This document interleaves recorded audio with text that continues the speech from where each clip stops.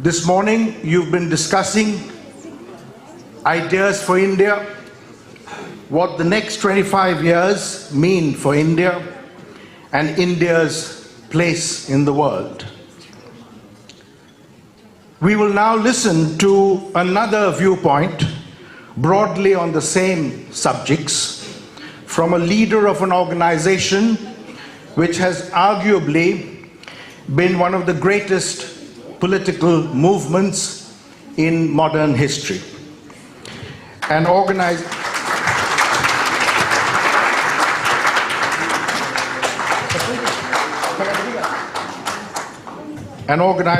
that has existed for 136 years, spearheaded an epic freedom struggle, laid the foundations of an emancipated India, introduced the most far-reaching economic reforms in post-independent India, and gave the country its highest ever GDP growth.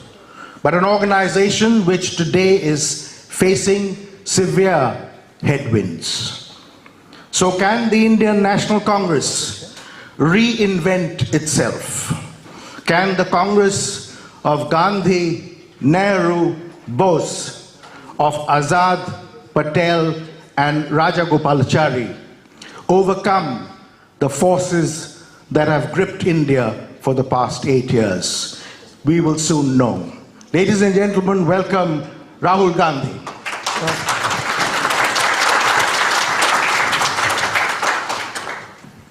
Rahul, I live in a country 5,000 miles away from home, and we get sketchy pictures of what's going on. So my first point to you would be, what's the big picture? What's really going on in India at the moment? Some time back, I gave a speech in Parliament where I described India as a union of states. And this is how India is described in our constitution. India is not described as a nation. In our constitution, the line is, India, that is Bharat, is a union of states. And the design that was developed by Mahatma Gandhi, I would say that emerged out of the freedom movement was a negotiation between these states and identities, religions. And so India didn't develop top down. It almost emerged bottom up, right? And all these states, UP, Maharashtra, Assam, Tamil Nadu, they all got together and created a negotiated peace, let us say.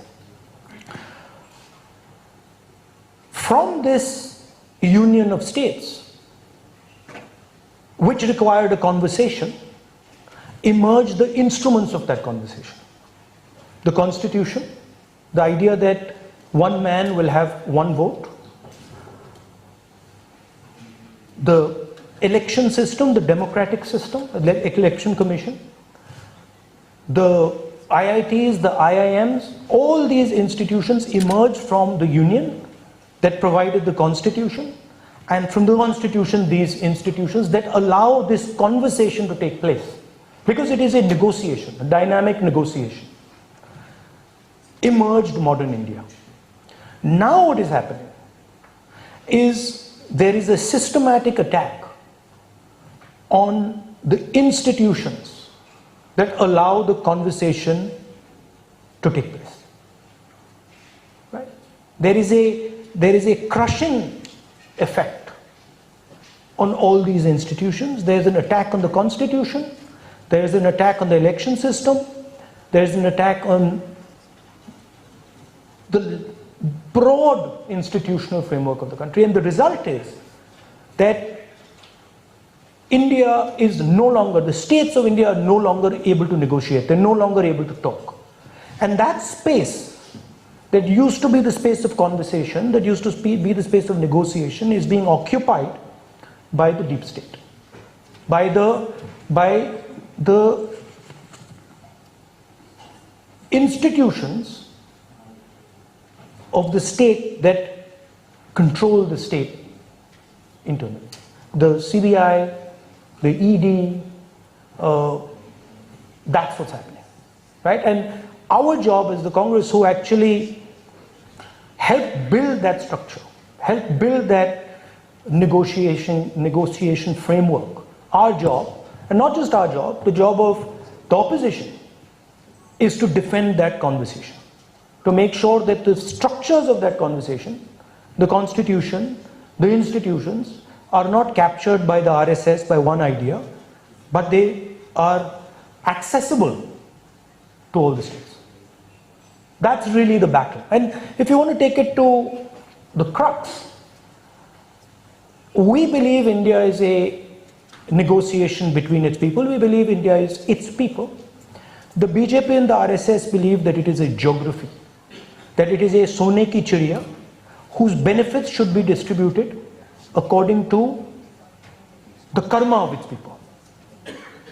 We believe that the benefits of the negotiation should be distributed equally to everybody, regardless of what their karma is. If you're a Dalit, if you're an upper caste, if you're a Sikh, if you're a Hindu, if you're a Muslim, we believe that you should all have equal access. They believe that the access should not be equal.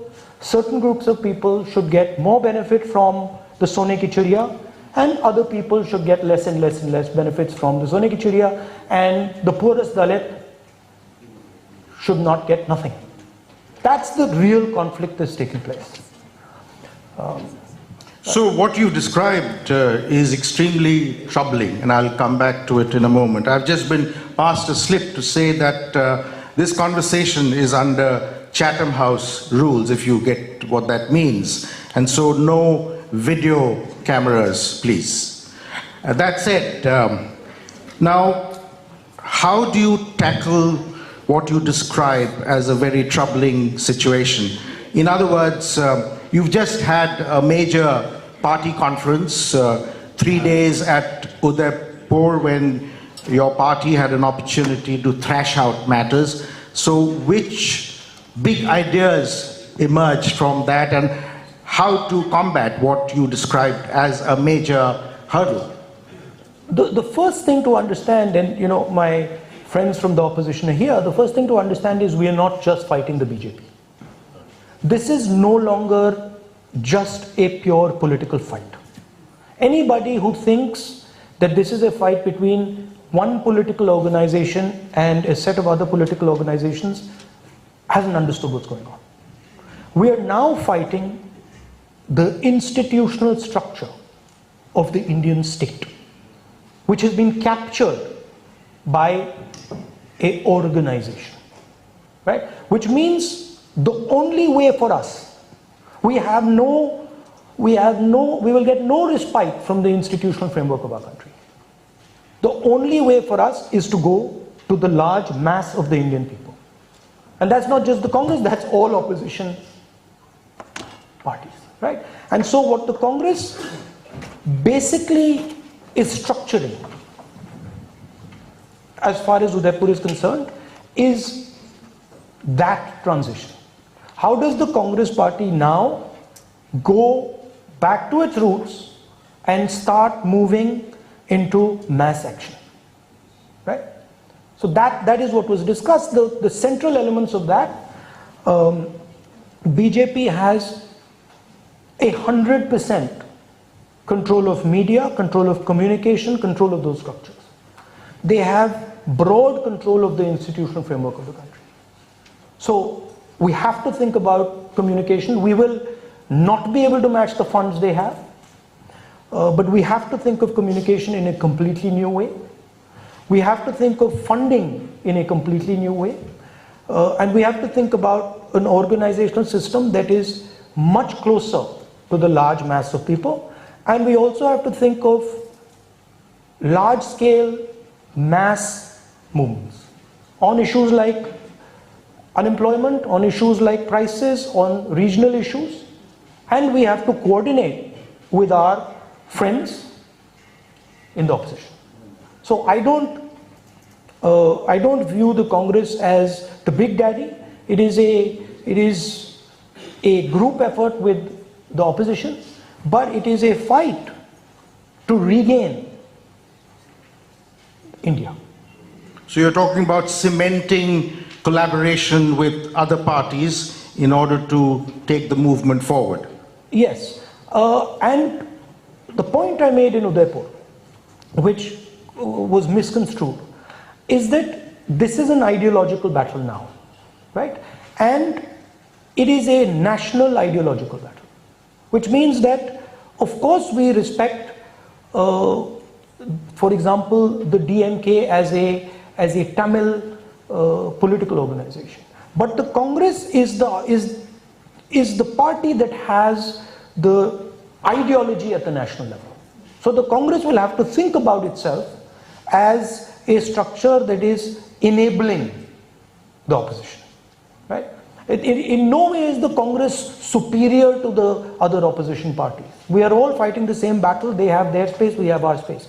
But the ideological battle that is taking place is between the national vision of the RSS and the national vision of the Congress.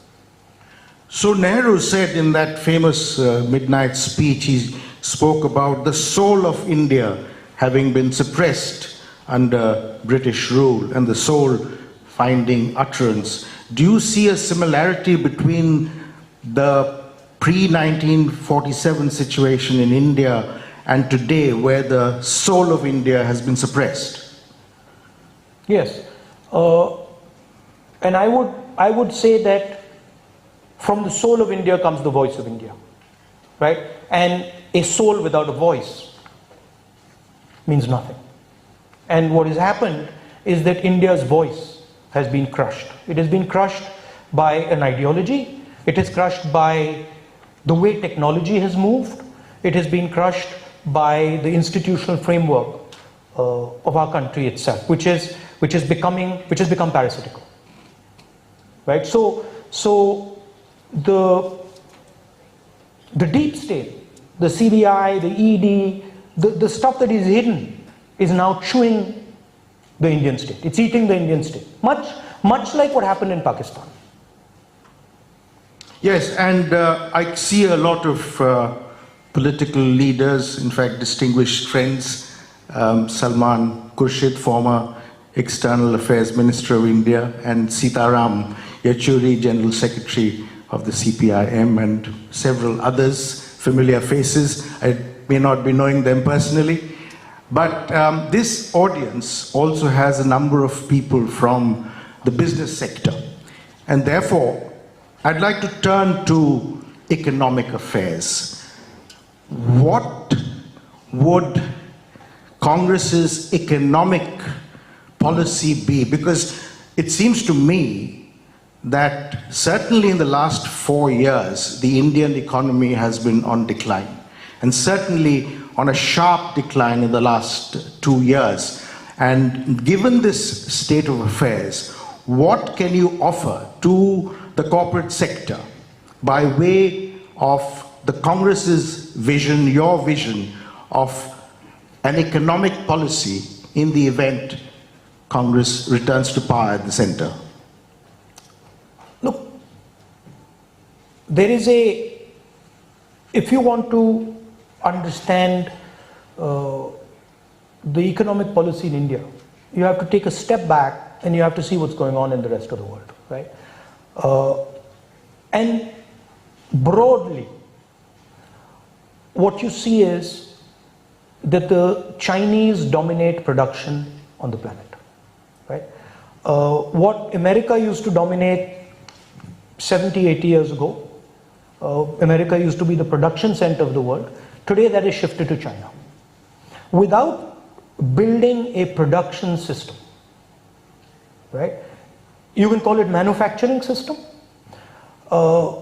But without building a production system, India is not going to be able to give its people jobs. It's that simple. And we can beat about the bush by saying we are service center of the world and all that. But it is going to lead to social problems. Because the vast majority of our people need what can only be given to them from manufacturing. So that's one thing.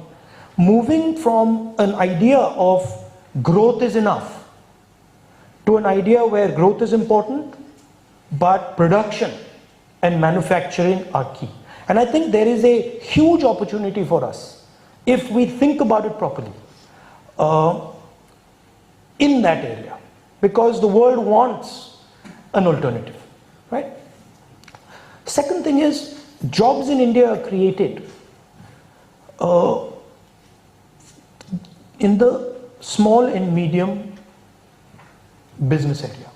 And that has been systematically attacked and destroyed by the BJP.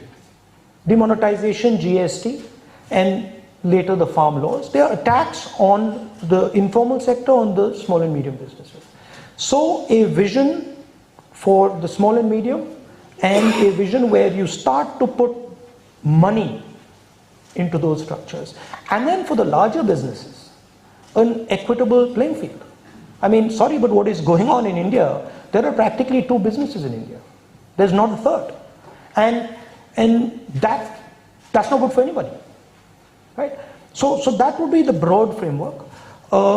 As far as the private sector versus the public sector, I'm of the view that the public sector should be in key strategic industries and should not be doing things that are not strategic and key. And I think that it is the private sector that is actually going to drive the process, the economic process in India. So that has to be freed from the bureaucratic, from the attack that is taking place from the deep state on the business system. You can ask any businessman in India, he'll tell you the ED, the CBI, these structures, they're extorting. So stopping that, putting an end to it, and making it a fair and broad playing field. I don't think you will see a huge shift away from the basic ideas, foundational ideas of Mr. Manmohan Singh, right?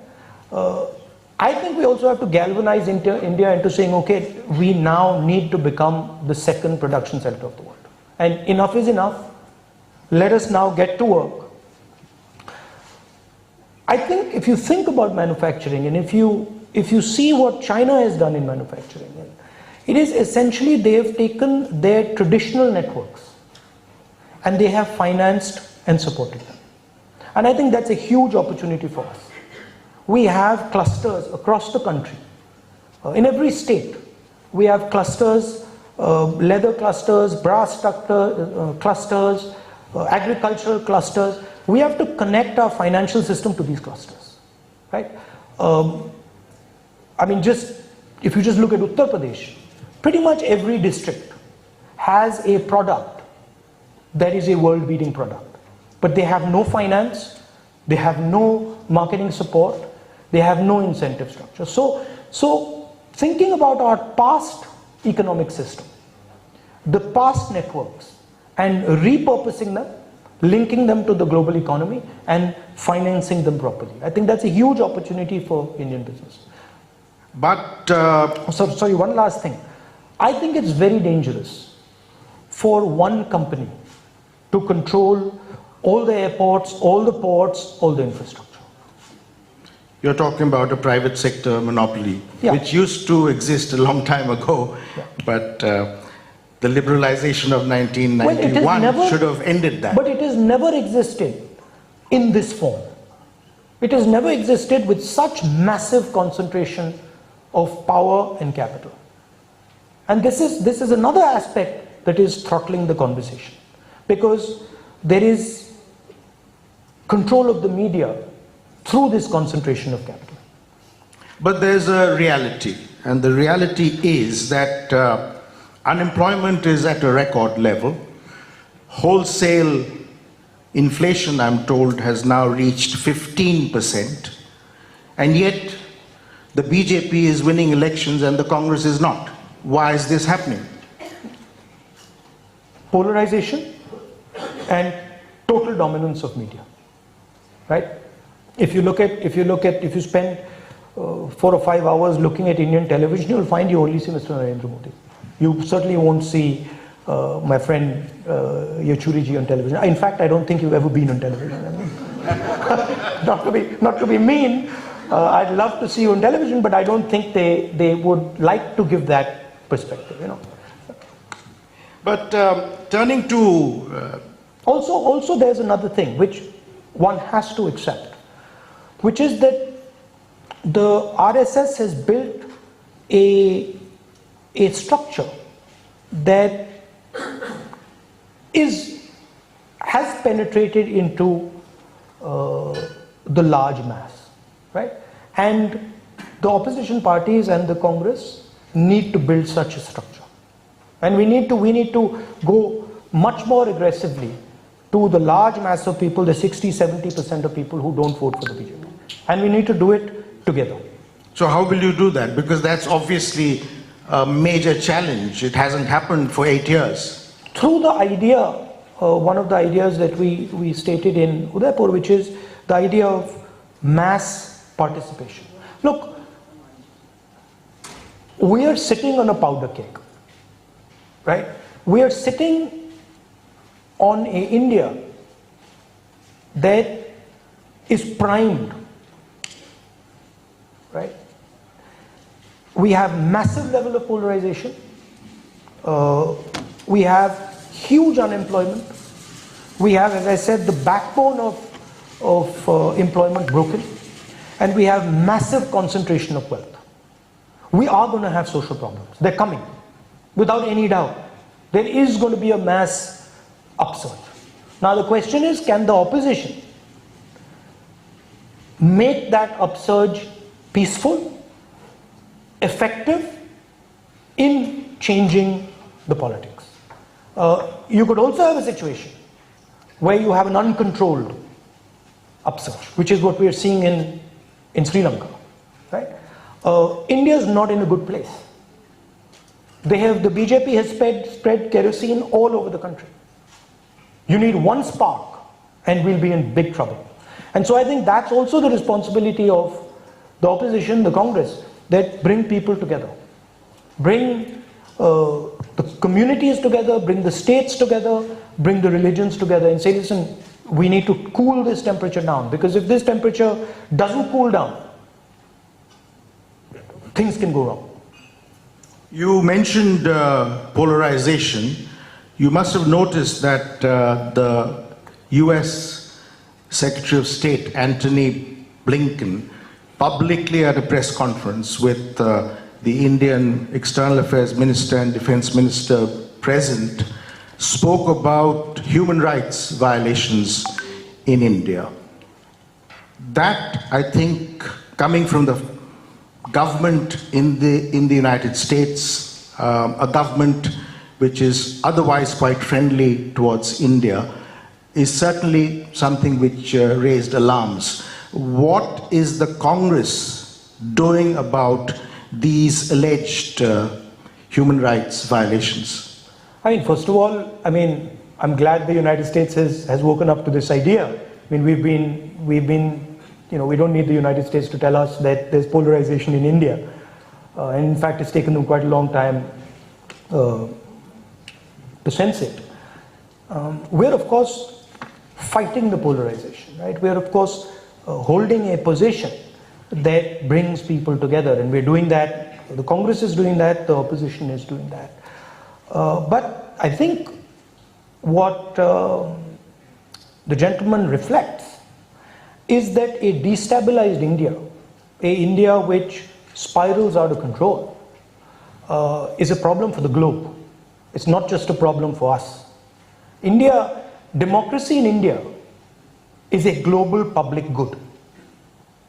It is a central anchor, right, for the planet, because we are the only people who have managed democracy at the scale that we have. Nobody else has been able to do it.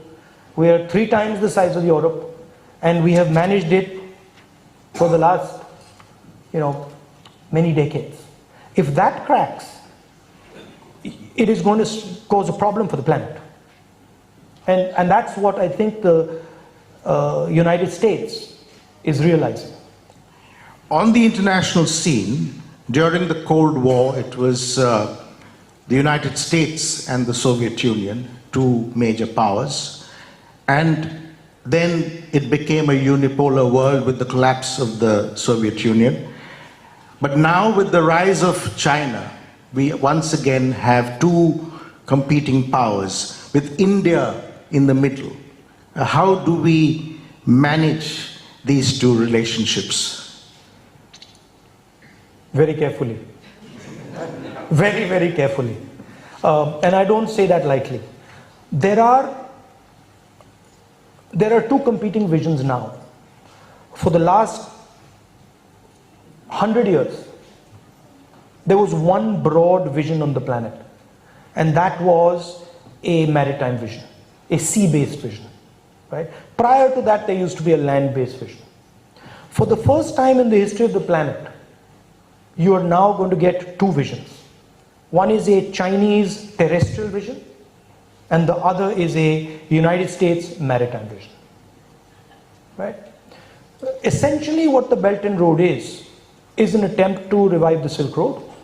It is an attempt to turn the planet into a terrestrial trading system. And the Chinese production system is financing that transition. And anybody who says that they are unlikely to succeed needs to look carefully at what they're doing. I'll give you a small sense. I think it was 2013 or 14. In that year, the Chinese put down more cement in 1 year than the Americans put down in a century. Please understand the scale of what is going on. Hi Tejashwi, how are you? Nice to see you. Please understand the scale of what is happening here, right? It is at a huge scale. Now, there has to be a vision to counter this. And the disappointment that I have, I can see that the Chinese have a vision. The disappointment I have is that there is no counter vision. You mean in India? In America and in India. Look, what the Chinese are offering, right, is prosperity. The Chinese are going to these countries and saying, look, we're going to give you infrastructure, we're going to give you the technological backbone, and from that you're going to get prosperity, you'll get money in your pocket, right? Of course they have a different motive behind it, and of course you can see what is going on in Sri Lanka, but the basic offer is huge amount of money, solid infrastructure, and the promise of prosperity. The West is not offering prosperity. The West is saying, stop China. Okay, I agree, stop China. But what's the alternative vision? How are you going to offer prosperity to the planet? Right? And that's how India has to think about it. It's not good enough for us to say, there is this vision and there's that vision. We got to say, okay, how do we bring prosperity to our people? That's the key, right? And today, there's no prosperity. We're going down. We're going down, diving down into the ground, right? So another way I like to say it is that from 1990 to around 2012, we had a successful vision for our country. It was working. And I remember once going to Prime Minister in 2012 and saying to Manmohan Singh ji, Manmohan Singh ji, what has happened? Because I could sense that something had gone, something was not working. And I remember him sitting on the chair there saying to me, Rahul, the levers that used to work are not working anymore. Something has happened The levers that were working 1 year ago, 2 years ago, they're just not working anymore. And we've entered some sort of a new space. Problem is, Narendra Modi ji attempted to stretch that vision of India economically.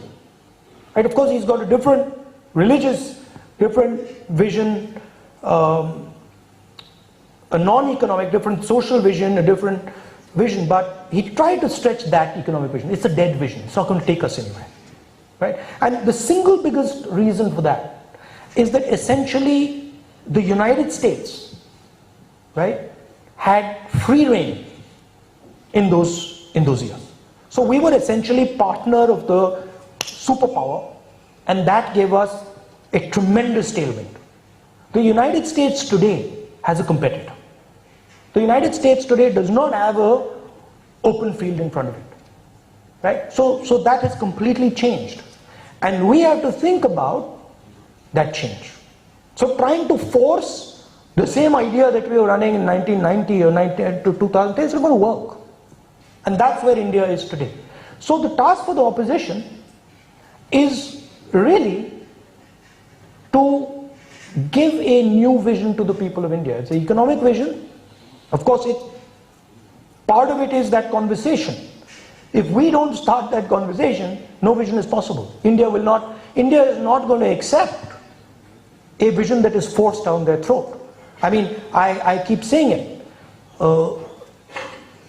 The Tamils, the Maharashtrians, even UP, Manipur, Nagaland, they have their own vision. You have to incorporate those visions into the Indian vision. Right? You can't tell them, sorry, this is what we think, now you're going to be forced to do. They'll refuse. Right? So a huge part of it is starting that conversation up again, making all the states believe that they're part of this discussion, and then coming up with a set of ideas that solve the production problem, that allow us to navigate the US China conflict. So I think that's a conversation. You've spoken about prosperity being a way out, but the specific situation is that there's high tension with China on the border, and it's been there for more than 2 years. How do you tackle this rather dangerous situation? That's exactly the task of foreign policy. That's exactly what Mr. Jaishankar should be doing. And we are, by the way, we are very skilled at it. We have a natural ability. Our mind can manage complexity. Please understand, the Indian mind, if it can do one thing, it can manage complexity beautifully. Right? So we are faced with a complex situation. We need to manage that complexity. We can't think about it in a superficial, unsophisticated way. There are structures that we have used. The idea of Panchsheel is there. The idea of neutrality is there. Right? Some version. Of course, we have a relationship with the United States, and we have a partnership with the United States. But we have to navigate this water. I think the way I think about it, I like what Indira Gandhi ji once said. You know, do you lean to the left or do you lean to the right? No, we stand up straight. And I think there's a place for India there's an opportunity and a place for India to stand up straight. Are you therefore recommending a return to multi-alignment as opposed to leaning towards the United States? No, I'm saying pragmatically navigate the waters you're in. Look at the situation and pragmatically taking into account your country, your requirements, your needs, the idea of prosperity, the idea of a conversation, use those fundamentals to navigate a situation that you find in front of you. Right? You might find multiple ways to do it. But don't forget about your past and about your capabilities. Don't just say, "Bhaiya, theek hai, ab hum aise karega." And to hell with everything that, to hell with our history, to hell with our understanding, right? We have huge capabilities. I know, I've seen them. We have huge capabilities in our foreign affairs, foreign services. We have huge capabilities in our growing. No one's listening to them.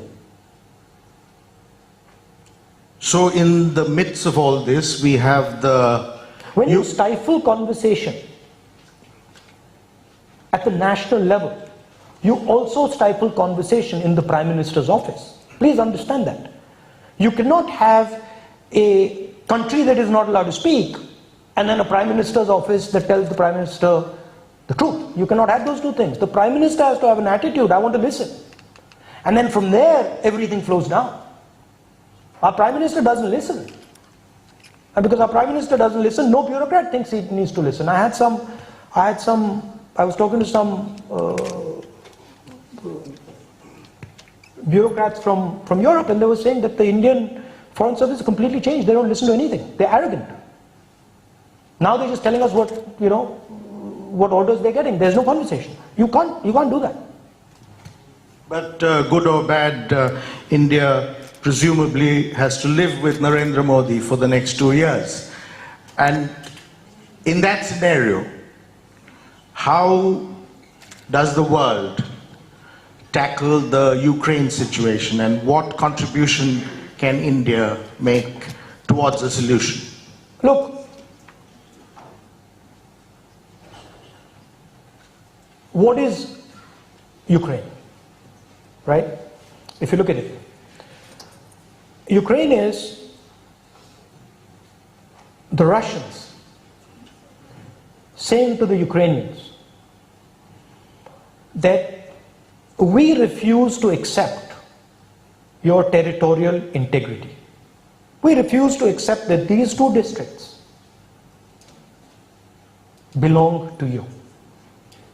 And we are going to attack you in these two districts to make sure that you break an alliance with NATO.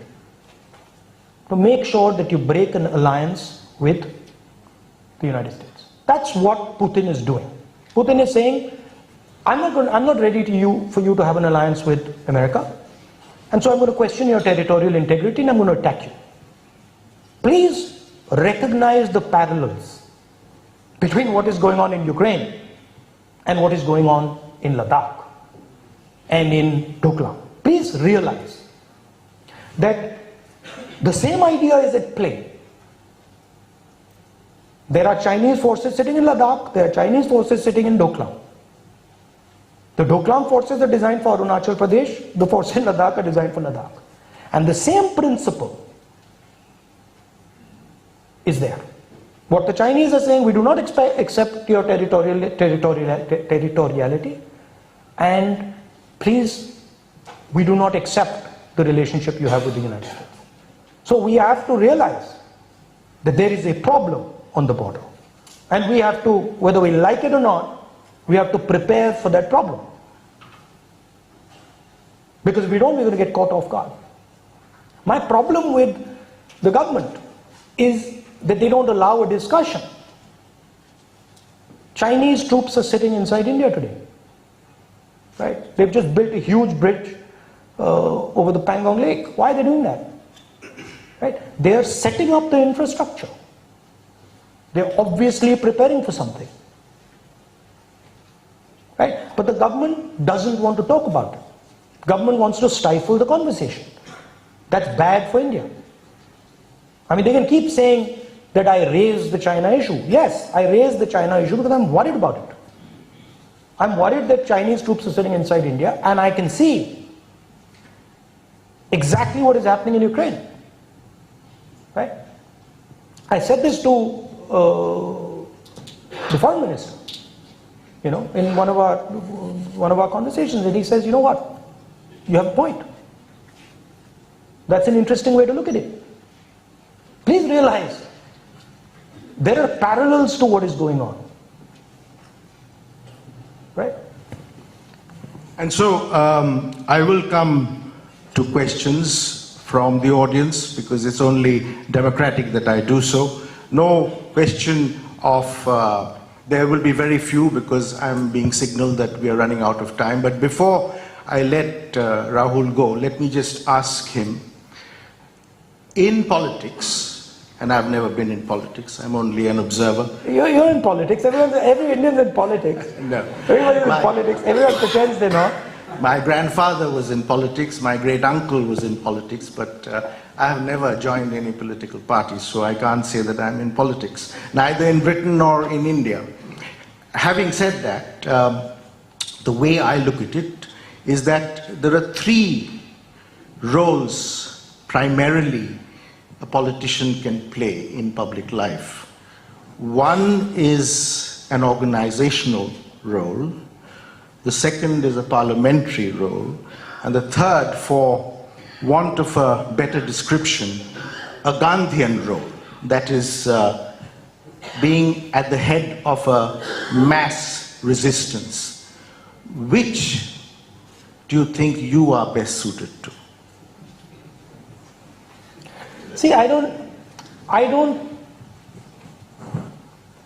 buy the idea of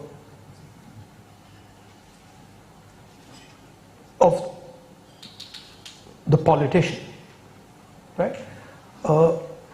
I think of it in terms of leadership and understanding, right? I think of it as there is a situation, first understand what is going on, and I hope you got the sense that I do think about these things from the last half an hour, 45 minutes,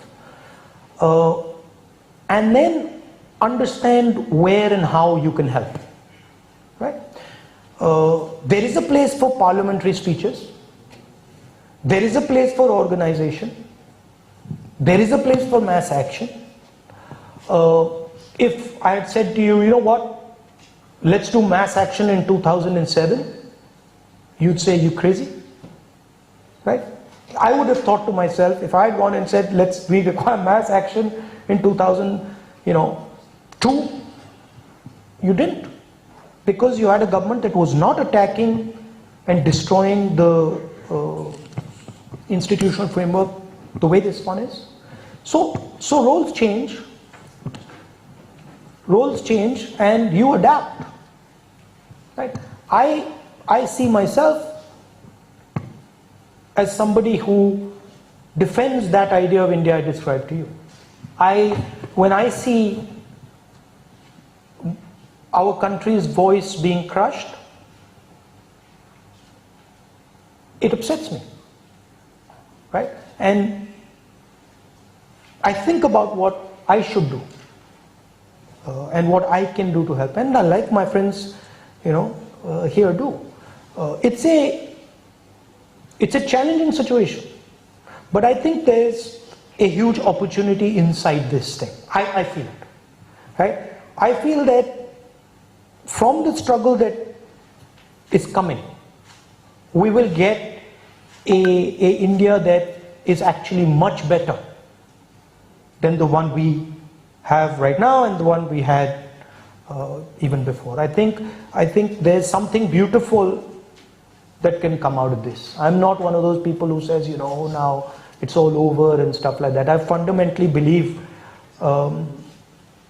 in the spirit of our country. Thank you very much. And so a few quick questions. I'll come to this side. Yes, the gentleman here, please.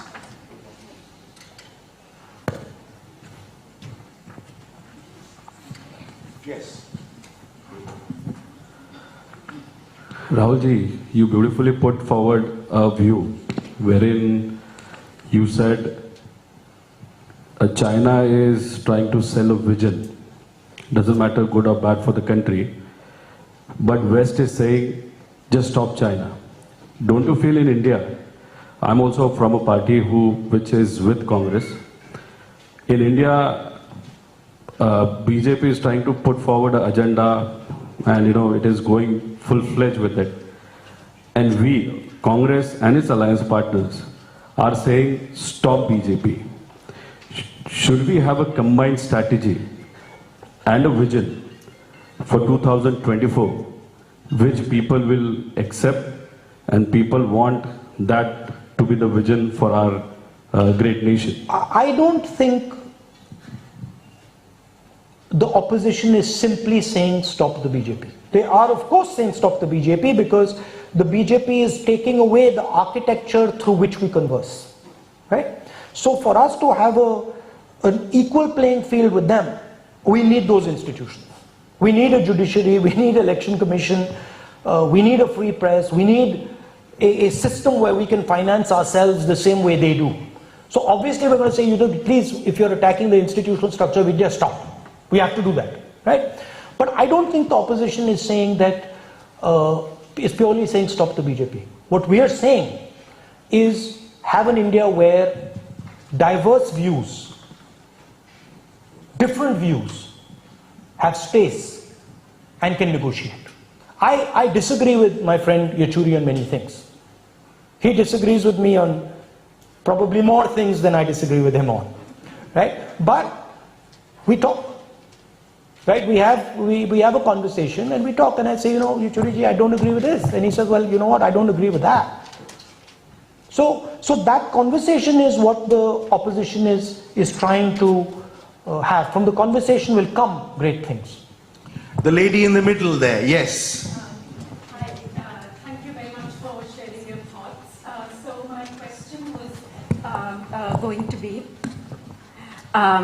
it's for those of us who share your vision and share this idea of India, what has often been frustrating on not just the part of the Congress party, but the opposition as well, of which we have leading representatives today, is not the lack of ideological vision that's persuasive, but of organizational strategy and of a strategic vision, if you like, for capturing power, because with the best will and the best intentions in the world, without power, there is no translating that vision into a reality as we would like to do. So what, in the Congress conclave and the opposition conclaves, what is the alternative organizational strategy to mobilize, to get to either the mass movements or the other things that you mentioned, that there can be? And a quick point on the Foreign Service. I mean, one thing again. I think we'll restrict it to that one question. But there's a huge personnel deficit. There's just not enough personnel on the ground. The personnel deficit is not because we can't have personnel. It's because the ministry wants to concentrate power. The system wants to concentrate power. So I simply do not believe that India cannot recruit 10,000, 20,000, 30,000, 50,000 exceptional people to be in the foreign ministry. It's that they don't want to do it, because that would require a decentralization of power. It would require a completely different transmission of power. So I'm not one who believes that there are not enough brilliant youngsters in India who could be, in the foreign services. And I've seen this internally. I've seen this structure, and it's not just foreign ministry. It's everywhere. India loves to concentrate power. The second question is, people tell us that we should have a cadre like the BJP. And I tell them, the day we have a cadre like the BJP, we will be the BJP. We are a mass party. We are a party that listens to the expression of the Indian people. We have an organizational structure, but it is nowhere near the organizational structure of the BJP, and it should never ever be. Because please realize, what the BJP does is shout and stifle voices. What we do is listen. They're two different things, they're two different designs. Right? A cadre is designed to stifle the voice. A cadre is told, you will say this and you will say nothing else. And Yachuriji is looking at me in a strange way. But it's designed to push a particular set of ideas down people's throats.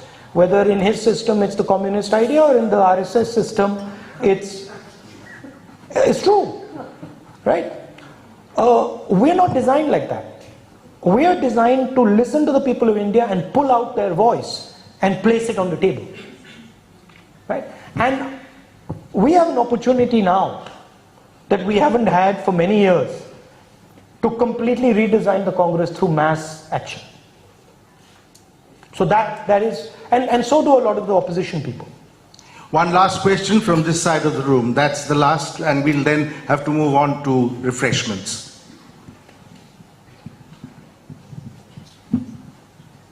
Sir, I'll quote you from 2016. In one of your speeches in Nagpur, you were probably the first leader ever after Ambedkar to openly speak against Manusmriti.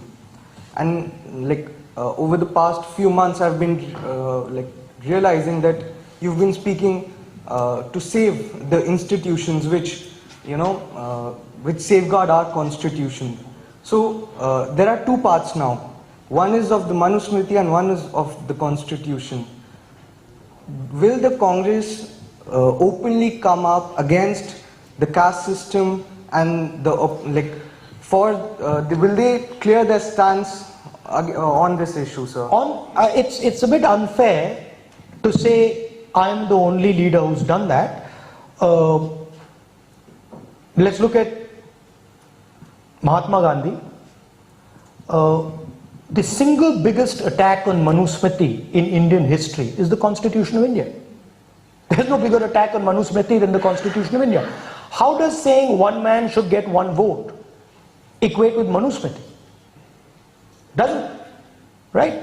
And let's look at Mr. Manmohan Singh. How does Manrega equate with Manusmriti? Manrega says anybody who's ready to work can work. Manrega doesn't say if you're an upper caste guy you will get this much money, if you're a lower caste guy you'll get this much money. How does RTI equate with Manusmriti? It doesn't. So the Congress, through its actions, has been attacking the social system of the country. And it's done it throughout, right? Is the idea of liberalization aligned with Manusmriti? No, it's not. Because according to Manusmriti, only 2-3 people should have everything. They should be sitting on top, right? So the basic design of the Congress and everything the Congress does and all our workers, that's what they do. That's why the BJP says Congress Mukh Bharat, right? We fundamentally believe that India and every single human being in India should be given the same rights, the same opportunities. We believe that, one, because it's fair, and two, because we know that India can only survive if you do that. If you stop doing that, India will fragment. Ladies and gentlemen, a big hand for Rahul Gandhi. Thank you.